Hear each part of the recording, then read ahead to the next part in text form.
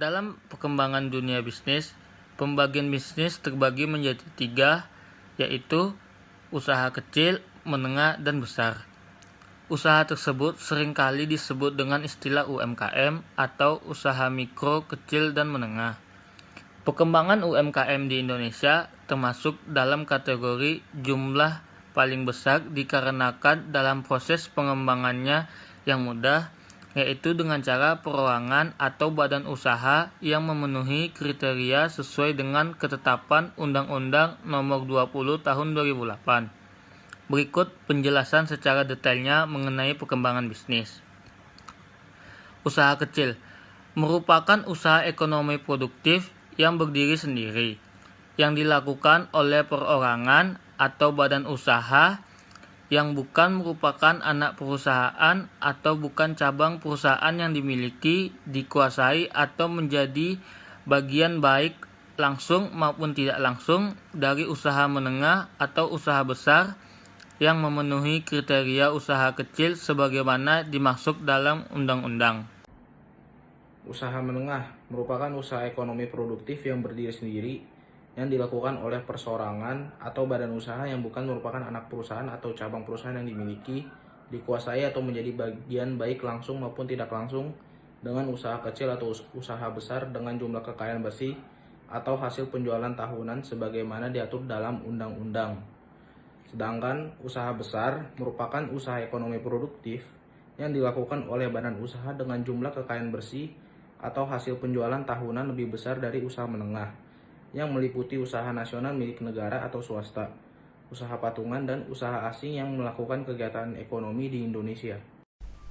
Pada perkembangan bisnis, aset digunakan oleh sebuah perusahaan untuk melakukan kegiatan operasional dan produksinya. Aset dalam sebuah perusahaan juga digolongkan berdasarkan beberapa jenis usaha, yaitu yang pertama, usaha kecil memiliki aset tidak lebih dari 50 juta, sementara kekayaannya tidak lebih dari 500 juta. Usaha menengah memiliki aset senilai 500 juta, sementara kekayaannya tidak lebih dari 10 miliar. Usaha besar memiliki jumlah aset dan kekayaan lebih dari 10 miliar. Dalam mengembangkan usaha, omset masuk sebuah perusahaan setiap harinya selalu dipantau agar mengetahui perkembangannya secara keuangan. Berikut ini adalah kategori omset pada setiap jenis usaha. Yang pertama, usaha kecil memiliki omset sekitar 300 juta sampai 2,5 miliar per tahunnya. Yang kedua, memiliki omset sekitar 2,5 sampai 500 miliar per tahunnya. Yang ketiga, perusahaan besar memiliki omset yang jumlahnya dapat 2 kali lipat dari usaha menengah.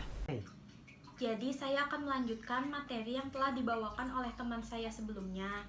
Yang ketiga itu ada fasilitas yang dimiliki, di mana dalam setiap perusahaan itu memiliki masing-masing perbedaan. Di antaranya yang pertama itu ada usaha kecil.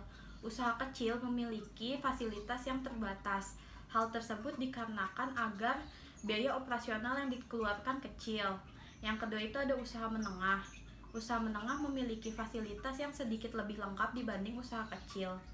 Hal tersebut dikarenakan karena usaha menengah memiliki level yang sedikit lebih tinggi dibanding usaha kecil. Yang ketiga, ada usaha besar.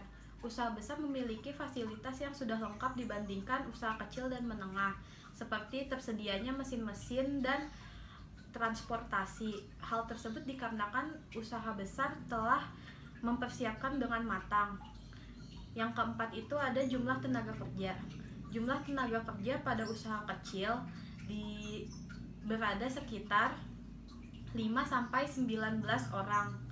Dan usaha menengah itu memiliki jumlah tenaga kerja sekitar 20 hingga 99 orang. Dan yang terakhir usaha besar. Usaha besar itu memiliki jumlah tenaga kerja sekitar 100 bahkan lebih dari 100 orang. Jadi kesimpulan dari video ini adalah dalam perekonomian, UMKM termasuk pada golongan kelompok usaha yang memiliki jumlah paling besar. Setiap jenis usaha memiliki unsur penerapan berbeda yang telah disesuaikan dengan kebutuhan masing-masing dari setiap usaha yang akan dijalankan, sehingga hasil yang diperoleh oleh setiap jenis usaha berbeda sesuai dengan apa yang telah diterapkan dan dikerjakan. Dan kalau untuk saran dari kami, dengan mengetahui perkembangan UMKM, kami harap pihak-pihak yang terlibat pada perkembangan bisnis mampu memberikan kontribusi positif terhadap upaya penanggulangan masalah yang terjadi di tengah kondisi global yang memprihatinkan. Adanya UMKM diharapkan mampu menjadi sumber kekuatan ekonomi agar mampu memberikan peningkatan pada pertumbuhan ekonomi karena adanya UMKM mampu minimalisir dampak krisis ekonomi. Ya mungkin itu sekian video dari kami, jika ada salah-salah mohon dimaafkan. Terima kasih.